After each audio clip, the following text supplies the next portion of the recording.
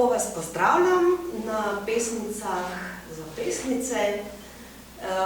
In sicer koncept je tak, da temelji na tem, da pač pridejo tisti, ki jih poezija zanima, ki so morda prebrali in ki so tudi pripravljeni mogoče kaj povedati avtorici, kakšen čist preprosto poročila v branju, da rečem. Ni treba, da so sofisticirana ali pa karkoli, ampak pač, da so iskrena, preprosta, tako kot recimo smo brali in kam so nas morebiti te pesmi zapeljale, v kakšne občutja, v kakšne misli, tako. In zato, da prebijemo led, ponavadi jaz prva začnem, ne zmeri, ampak tokrat pa ja. In ponavadi zmeri tudi tako, za enega bolj osebnega stališča, ne. Z Nevenko se že poznamo. Nevenka je imela prav v teh prostorih tudi razstavo, se pravi, je diplomirana slikarka med drugim in tudi pač pesnica.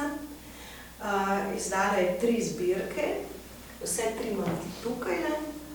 Prva Ideali je izdala Zavod Dropla iz Maribora leta 2013, druga je šla pri Literi, mislim, da 2016 ali pa 2017, 2018, in tretja je pa ta, s katero se bomo danes srečevali in smo jo brali. Kulturni center Maribor lani je izdal 2022. Se pravi, da gre za take, ne samo rahle, ampak bom potem to rahlost še malo razložila, ne? Ampak redko besedne pesmi. Se pravi, to je kratke so ponavadi in mislim, da tukaj nobena ne preseže eno stran od 54, ki jih je noter objavljenih. In tudi verzi so kratki. Se pravi, gre za majhno število besed in seveda je tak velik izziv, da s tem majhnim številom besed nekaj poveš. Ne? In na prvi pogled so take pripovedne, samo je rekel, da oddaleč mislim, da spominjajo na Viškovo Šimborsko, zaradi te prizemljenosti ali pa neke take skoraj logike, neke posebne racionalne logike, ki se v nekem trenutku obrne pa zlomi, pri tebi je to še malo drugače. Se pravi, kjer ni majhnih pa velikih, oziroma drugače moram reči, kjer so majhni vsakdanji dogodki, postanejo taki lahko pomenljivi, globoki, veliki dogodki, no? Kot je na primer tudi ena od teh prvih pesmi, Zapornica pri Ljubljani in nek večer, odhod domov z avtobusom, ampak take epifanije na nek način se zgodijo v teh pesmih in niso naključne, oziroma ne samo v tej zbirki, tudi prej, ko govoriš tudi v tej zbirki, govoriš o svojih učiteljih risanja oziroma slikanja, ne? Ponižnost, Metke Kraševec, pa Gnamuša in tako, da je treba včasih žrtvovati najlepšo ali pa največjo stvar na sliki, zato da funkcionira, ne? Je tukaj ena pozornost, ki je tako skrbno, tako res pozorno, ampak nevsiljivo, rahlo, zato ta rahlost, ki je pač v pesmi tudi nastala, tako pomenljiva, prisluškuje tem, kar je. In na nek način skušam povezati s to lisičjo vstopnico, s to prebrisanostjo, ki je še iz te pesmi, v kateri nastopa Jaz sem, ne, ta vstopnica, nekako rečeš, zato. To pa zato prebrisanostjo moram malo razložiti, ne, ker je pozicija, izjavljalna pozicija, se pravi lirskega subjekta ali pa lirske subjektke, je obrobna. Tudi ena pesem v tej knjigi ima prav ta naslov Obrobje in je srečna, se jo bomo, po mojo, če bo prebrala, ne, ampak to, kar sem si zapomnila, ne, je taka posebna pozicija na tem robu, ne, nočeš biti v sredini, ampak je neko roka, neko hrepenenje, neka pozornost usmerjeno v to sredino, in ta sredina seveda ima verjetno tudi kaj opraviti s to celovitostjo, o kateri govoriš, da smo rojeni zaradi nje, ne, da jo pač odkrivamo. Mislim, da je tudi v eni od teh pesmi. In hkrati privilegirana pozicija obrobja. Privilegirana govorim zato, ker je prav zato, ker je tako senzitivna, občutljiva v središču, morda se mi zdi lahko, da ne vidiš, ne, vsega. Če si pa na obrobju, pa lahko ali hrepeniš, ali gledaš, ali strmiš, ali pa skratka k temu središču, ki se itak, kot rečeš, tudi v pesmi premika in ni nekaj fiksnega. Ja, to obrobje sem jaz mogoče v tej tretji zbirki začela komaj ceniti, bom rekla, no, da sem spoznala v bistvu pozitivno plat. Prej so mogoče pesmi malo bolj jezne v tem smislu, iščejo to pozicijo, iščem, ne. Mogoče v tej tretji zbirki se pa nekako sprijaznim s tem obrobjem in vidim tudi zelo pozitivne stvari v tem, no. Če se sliši malo nenavadno, ampak se mi zdi, da lahko veliko odkriješ na obrobju. Tudi samega mogoče ustvarjanja, no, kako rečem. Da nisi v središču dogajanja nasploh. Tako iščeš te mogoče neke ostanke. Za robom jezika, stran 30. A bi kdo knjigo, da že Ja, če bi imeli knjigo, se jih da tudi kupiti, se jih bo dali, lahko se jih sposoditi. Ja, če hočete spremljati, kar lahko izvolite to naslove.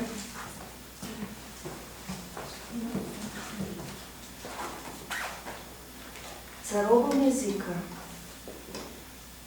Samo ta tišina, ki rahlo naguba vodno površino in za robom jezika nemočno pljuskne ob smreke, ki varujejo gost pred vsakdanjostjo. Samo ta tišina je moje orodje.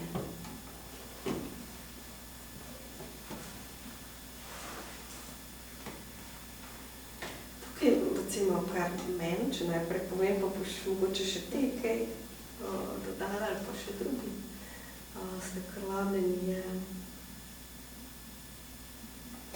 Se pravi, tukaj se mi zdi, da je tudi ta rahlost,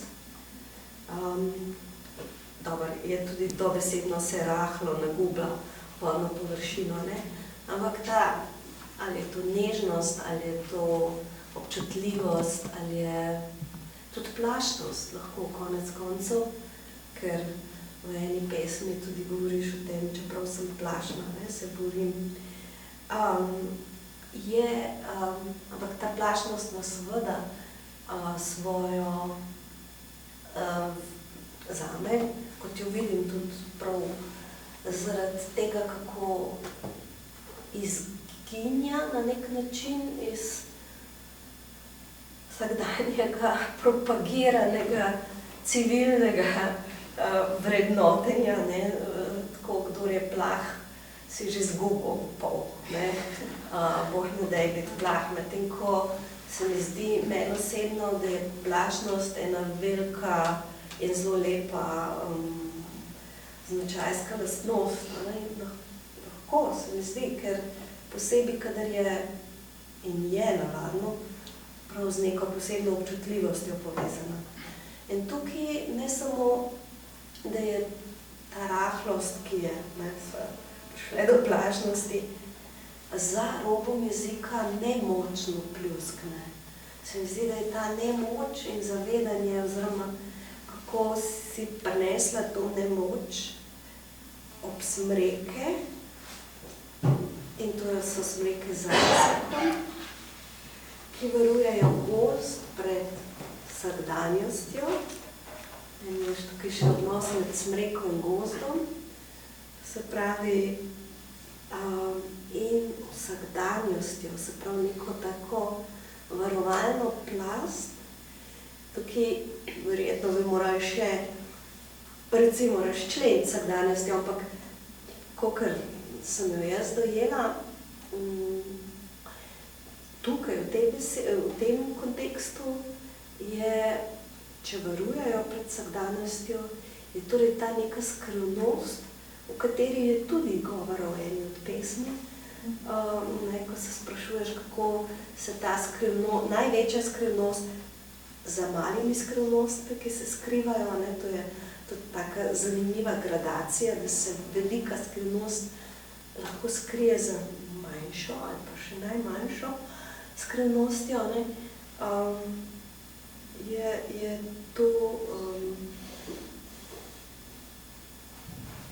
to sublivno na nek način pripelješ, oziroma vstopi v pesem skozi to. In vstopi skozi tako nemočno, če lahko nemočno pljuskne ob smreke. Se pravi, ni tukaj geste osvajalskega sveta, ampak je drobna in ponavljajoča, tudi ponavljanje, se mi zdi,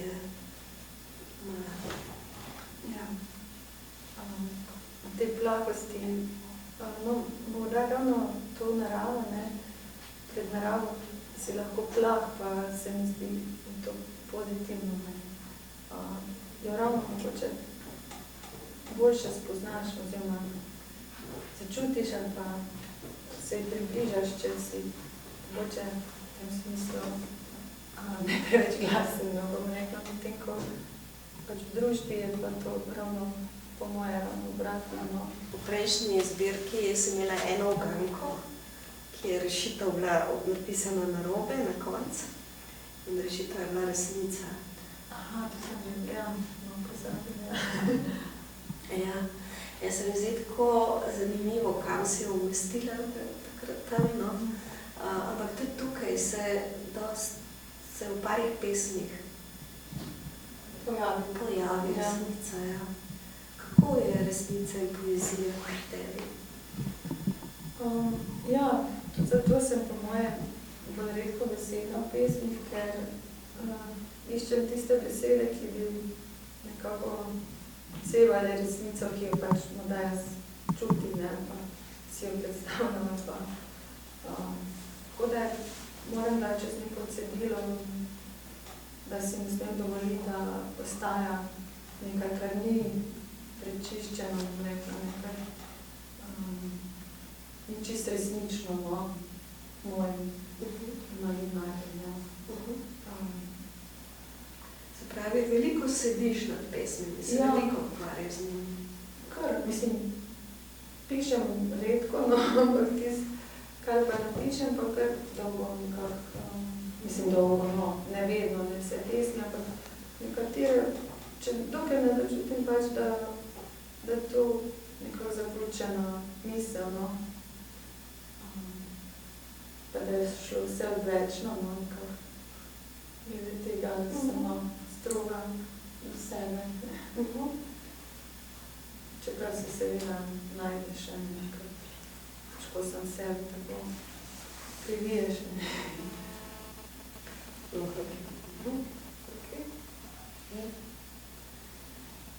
No, ravno tukaj je na strani 28 ni daleč, pozoren opazovalec bo vedel, da blefiraš, da se konča pesem in tako da je večkrat.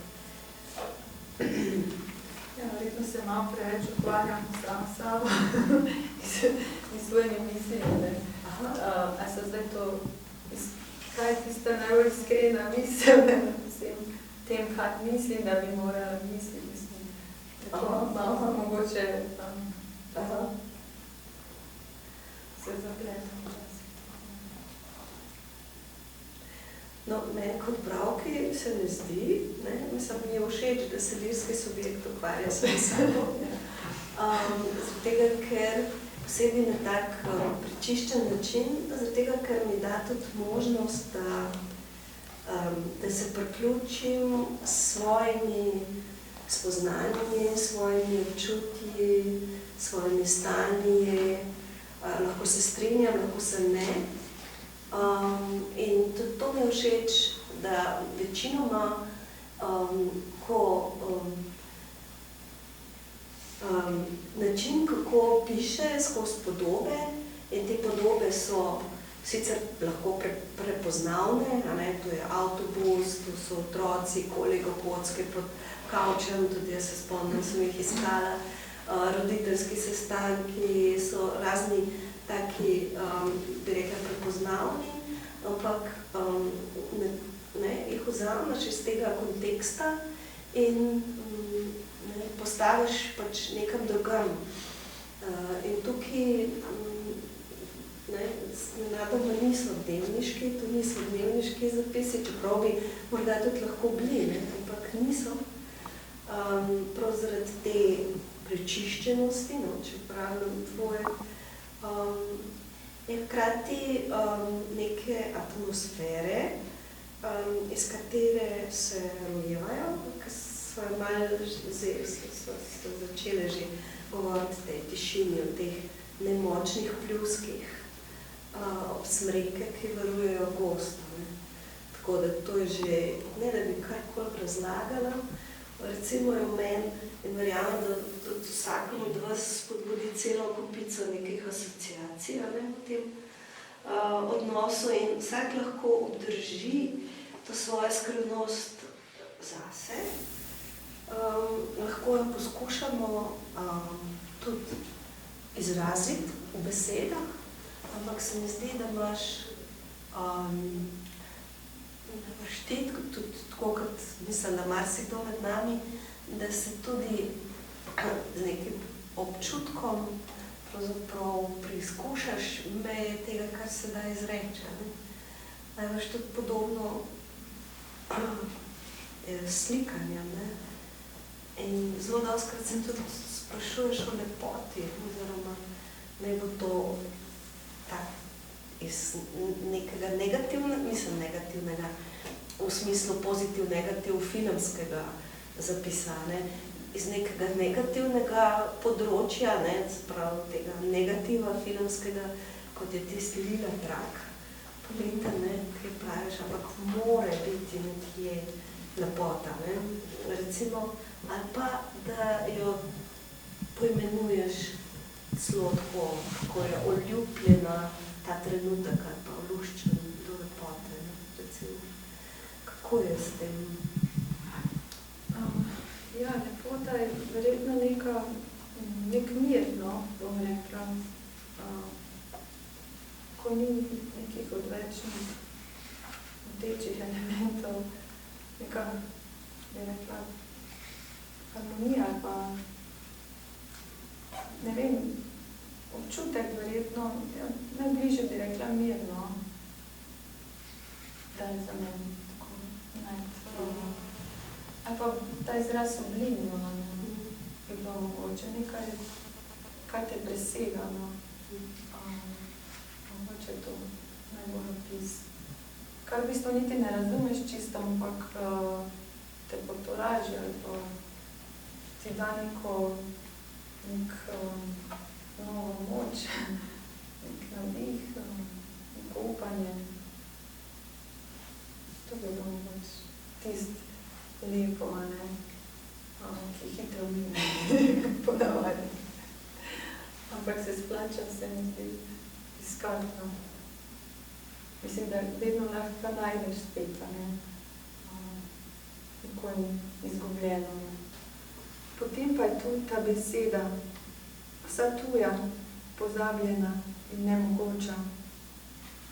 Z glavo naprej se rojeva izstav in pomeni: zamenjaj smer, opusti matematiko, zanemari dejstva.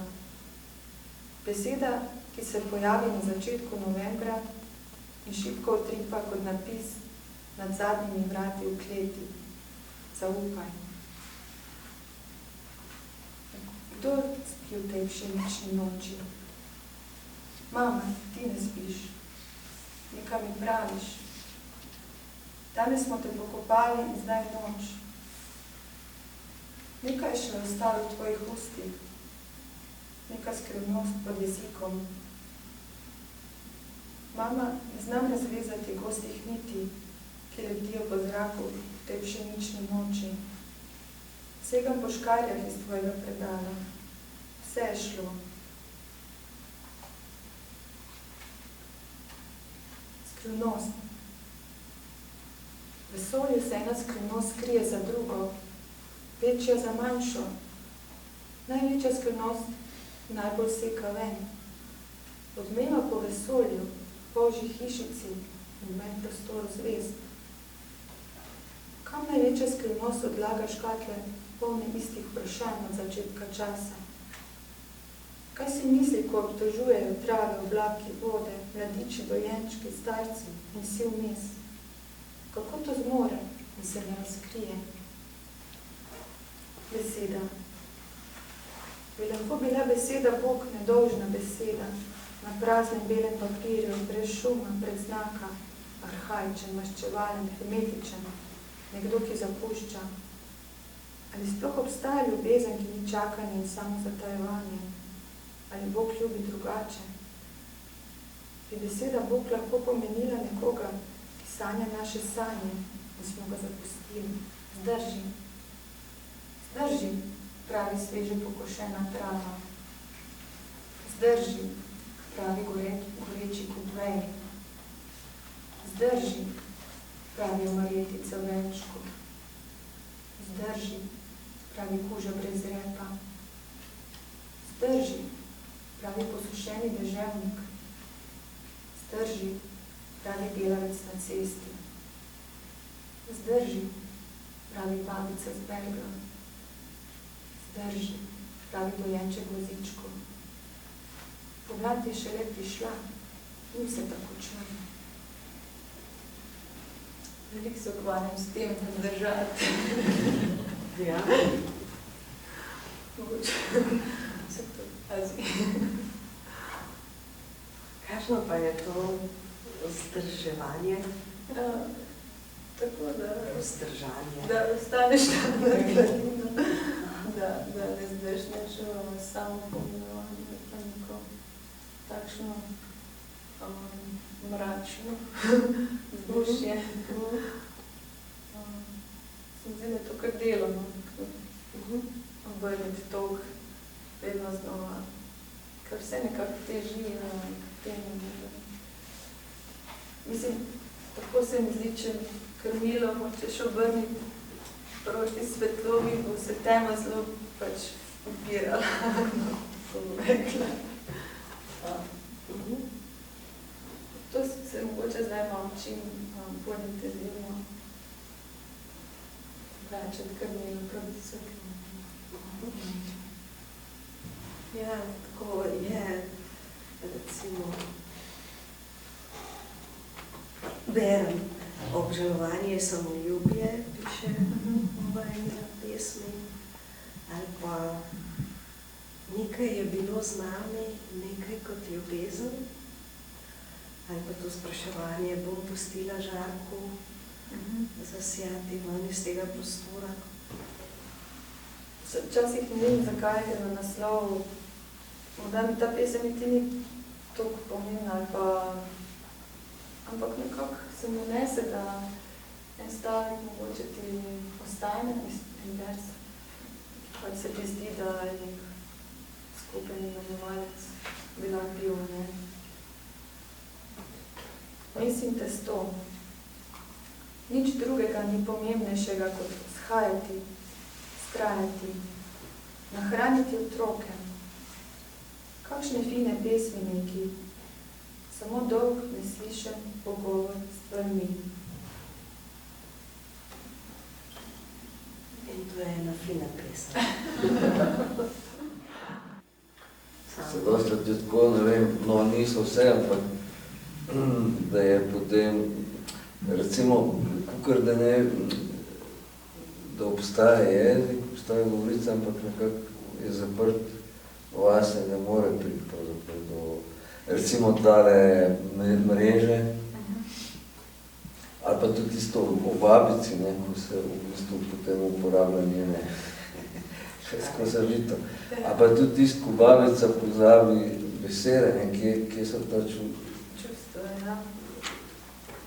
Se pravi, ta meja, ne, jezika, no, se pride potem tudi tisto za, tista tišina, no, pa, da je jezik ujet tudi nekako vase, ne, ali pa tudi te meduze, ne, recimo, ta se mi zdi dobro, ko je nekako pač ta lirski govorec, govorka postavlja nekako naraš, oziroma se obrne proti njemu, ne, nekako.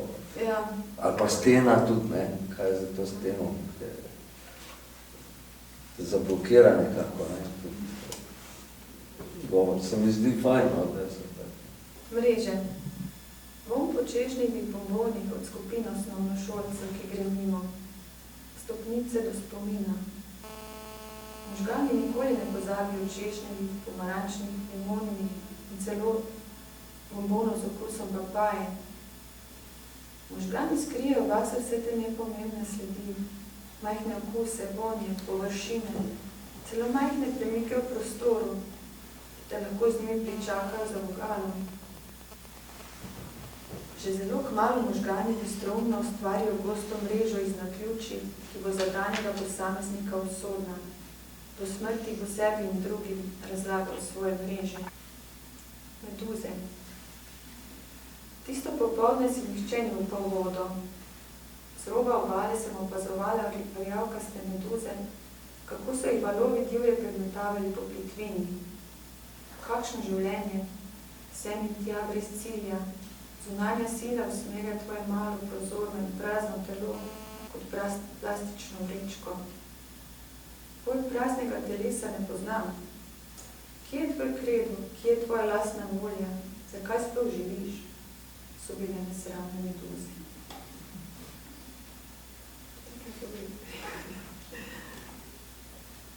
Meni je bilo pa najbolj čustvo. Mislim, da ko je tvoja poezija v najvišjih legah zame, oberemo pove radost pa grozo.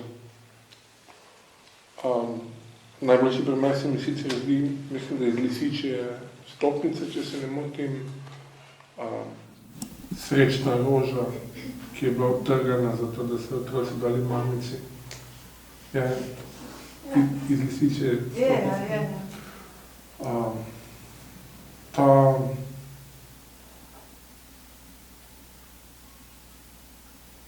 Ta razkorak, ta dvojnost lepote, miru, blišča, groze, to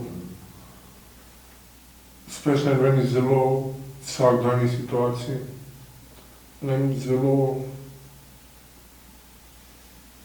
preprostem, vrljivo preprostem vsakdanu, v tistem, kaj najhitreje zgrešimo, kaj je lahko videti na starih fotografijah, blazno težko, pa v torek ob pol 4 popoldne, ko se ti z 2 vrečkama modi kuhati. Tako da to je meni pri tvoji poeziji blazno všeč, poleg izčiščenosti, poleg te varljivo preproste izreke, ki jo imaš eni tvoji verzi, mi da se že dolgo poznamo, En tvoji verzi, pa en tvoje slike so za mene že ponarodeli, že imajo status pregovorov. Danes grem na faks, kjer me bojo pretepali z velikimi besedami, recimo. Ali pa tista risba, ko si je imela, Tamara je imela 2 kiti, jaz pa dobene. Torej, na pulce ste kako volki vodili kiti. To je ena... To se mi zdi ena vrednost, ki je trajna, ki je neskončno dragocena, kljub temu in tudi zato, ker je tiha, ker ni kričala. Me pa zanima, kak je neš melanholija, kaj je zdaj melanholija, je to nekaj, kaj treba preseči, ali je to nekaj, kaj že preseči, kaj je melanholija v tvojem življenju, v tvoji poeziji? Ja, in tak sestavni del, ja, zelo navzoč. Verjetno ima tudi neko vrednost, ne? Čeprav se mi ti voščo za novo leto, si rekel eno zmerno melanholično leto. Sem rekla, pa je dobro, ko sem žila, ko samo zmerno. Ja, je tak nek nastavek meni, ja, ta melanholičen. Pa ravno to zdaj razmišljam, da mogoče ni nujno, da bo vedno tako, ne. Da ni nujno, da se oklepaš tega, kaj najbolj poznaš, ne. Mogoče obstaja svet izven tega. Spodaj ali zgoraj? Zgoraj, prav zgoraj. Hvala. To je pesem na strani 57, sto malo o tem, ne priznavam težavost. Tudi ja. Prebereš? Prvo se tako dobro poveže, pa tako se meni, da si čist prozorna. Ko meduza. Ne priznavam težavost, ki se podiš po nebu. Dam ti še polovico dneva, potem bo dovolj. Poglej te reke ljudi, ki se pretakajo pod golim nebom, ti rečem žalostni. Te ignorirajo v svoji bedi. Nekje na svetu pač ni prostora za žalost, vas prostor zasede trpljenje. Jaz pa privilegiran človek v iskanju poslanstva na tem poslanstvem utrujenem svetu. Naj te objamem. Končno se je zbistrilo, skrčilo na bistveno. Postalo je jasno, da bo naposled treba izpolniti pričakovanja lastnega življenja do lastnega življenja. Se od zunaj pogledati in si dovoliti nekaj upanja in nekaj poguma.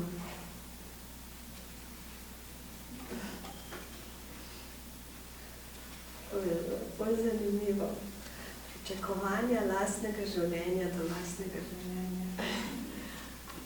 Ja, nekaj tako med to priložnost, ne, biti na tem svetu malo čisto minimalizirati, da nima, mislim, če si navajen tako melanholično razmišljati, se mi zdi, moraš kar malo guma zbrati, da si rečeš, da ni nujno to res, ne, mislim, zakaj bi to verjela? Seveda so neke stvari pridejo z družine, neke vzorci, neke travme, ki pač te ponesejo v ta tok, ne. Ampak tem mogoče na eni točki rečeš, mogoče pa ni čisto tako, oziroma zakaj bi to verjel, da... Mislim, pri meni se mogoče vključno bilo, ko sem začela razmišljati, ne verjamem, nikak. Takrat se mogoče pozitivno začelo vračati razmišljanje. Ker je mene pri teh pesmih zdaj, če malo širše pogledam, se mi zdi zelo, ker so nepretendenciozne. Ker so tako zelo resnične v tem, kar nekdo ti si. Kako si? In Barbara govori o neki slutni, kaj lahko javlja temelj, ozadje, pa neke izkušnje, pa kaj zdaj s tem počnemo? In kako ti s tem to počneš? Se mi zdi nekaj tako zelo, če se lahko še navežem na to izkušnjo, nekega lepega popoldneva potem, ki daje z našim sodelovanjem, ne, in odzvenevanjem. Prav te besede sem si jaz zapisala, ne, plaha, odprta, nežna, tista pesem, s katero smo začeli, nekako pokaže nekaj zelo pomembnega za današnji čas, za nas. In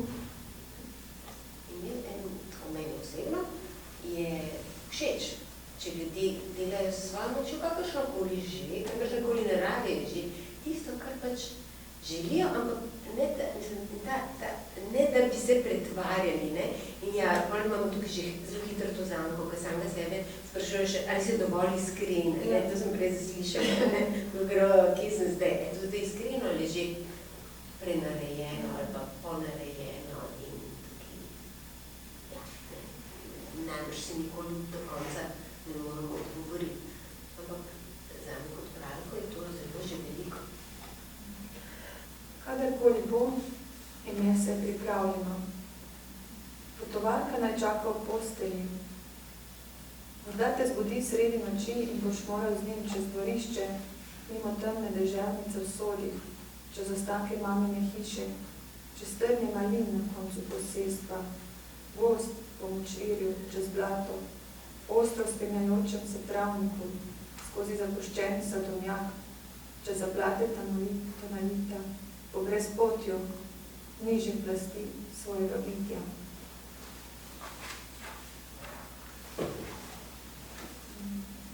Na teh pesmih sem razmišljala pač veliko tem, da te tvoja psiha lahko kadarkoli dohiti in te nepričakovano napade.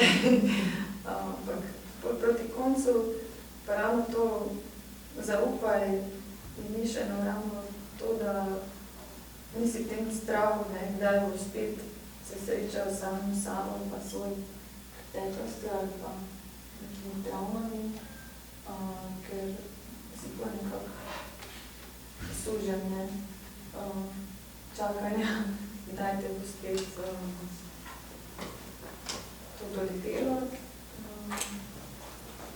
Se mi pa zdi, pač moram povedati, da sem tudi vedna, in to veliko, bi rekla, rešuje. Mislim, da ta naslov kar posrečen, da se je dobro izbrali pogovor s stvarmi, čeprav seveda ni samo stvarmi. Stvari se tudi pogovarjajo, jaz sem prej slišala tisto pesem Vzdrži, ne, pravi ta pa ona stvarno in v širšem pomenu besede, ne, ker je narave veliko, pa drugi ljudje, vse to, recimo, že ta stvarni svet v tem pomenu sveta izven subjekta, ne, potem je mogoče ta pogovor s stvarmi drugače, pa seveda veliko tudi pogovora s samim seboj in tudi veliko vprašanj, ne, torej prav res veliko se mi zdi, da je teh zaključnih vprašajev, ne, ki na nek način izzivajo k razmisleku ali pa k odgovarjanju tudi bralca, ne, tako da smo tudi ves čas v nekem pogovoru s to knjigo. Tako zelo dinamično se mi zdi vse skupaj, mogoče, ker je res toliko enih raznovrstnosti v tem duševnem svetu, od strahov, od travm, od iskanja nekih rešitev, tako da je ta notranji svet zelo dinamičen, se mi zdi, da se to potem kaže tudi v eni taki dinamiki vseh teh pesmi. Tako tisti, ki imajo mogoče več tega zunanjega sveta vključenega, kot tisti, ki so morda še bolj skoncentrirane na ta neka ključna spoznanja ali pa vprašanja. V vsakem primeru je bilo to branje tako, kako bi rekla, en živahen pogovor, no. Tudi to, da Na začetek, ne? Ampak ni definicija naša. Ne? Se mi zdi, da se to v tej zbirki tako pokaže. Tudi tam, kako govoriš, velikokrat govoriš o svetlobi in o teh prostorih, a ne, pod strehe in kleti. In ti bi imela, ne, prostor. Svega brez Ja. Ampak je pomembno, da imamo in pod streho in kleti. In je v redu, če imamo vse to in s tem nekaj naredimo. Ja, se tako nekako zaključim, no, da je to danes, ki je ne moreš spremeniti. Kleti so temelji, je rezerva. Če nimaš, mislim, tam ni tista skrita klet, ki je pač kar nekaj tamega, kar se ne ve, ne. Moraš tja pa pogledati, pa Če pogledaš, potem mogoče vidiš, da ni tisto, česar si se morda bal, ko so te poslali v klet po krompir. A kaj so te poslali v klet, ne, recimo. Ali pa se kaj drugega še. Simboli. So bili najprej ljudje ali so bili najprej simboli? Ljudje smo zapustili simbole, spregledali smo. Kdo bi bil pomembnejši kot mi in kako se počutimo v svoji koži? Dajmo pogledati na življenje racionalno, nekaj neopazno ukvirja naš pogled. Ali zlo obstaja, če ga nihče ne vidi? Ali obstaja absolutno zlo, v katerem malo zlo gravitira, če le to sploh obstaja? In absolutno dobro, ki se ne ukvarja s sabo. Moja babica me več ne prepozna. Čudi se tudi, ko ji povem, da so njeni otroci. Kam se je skrilo njeno življenje? Kam gredo vsa čustva nekega življenja? Ne moremo jih več označiti. Si kdo zapisuje, kaj čutim? Ne. Pa je zaključila s temle. Lepota je v nekem ponavljanju. Lepota je v nekem ponavljanju, katerega učinek je viden na nasprotnem koncu planeta in ga ne vidiš. Pa gre še naprej, to je ena kitica iz pesmi Podnižnost, pač te lepote. In mi kar ponavljamo, naše druženje že 10 let, tako da ga ponavljamo skupaj. To je ta lepa in posebna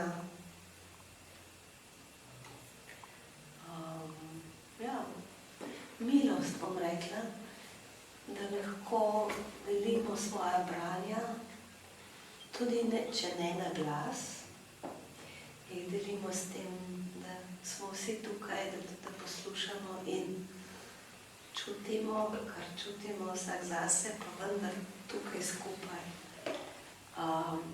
In zato se vam zahvaljujem, da ste prišli. Brez vas ta večer ne bi bil tak, kot je bil in je še. Hvala, da ste tudi dober. Kaj je treba povedati za to, da se vidi, tudi vse tisto, česar nismo povedali, tega je seveda dosti več. Hvala, da vem, da si prišla, hvala, da si brala, hvala, da si napisala knjigo in seveda tudi založniku, da jo je izdal in da jo je dostavil do sem in da se da to lepo zeleno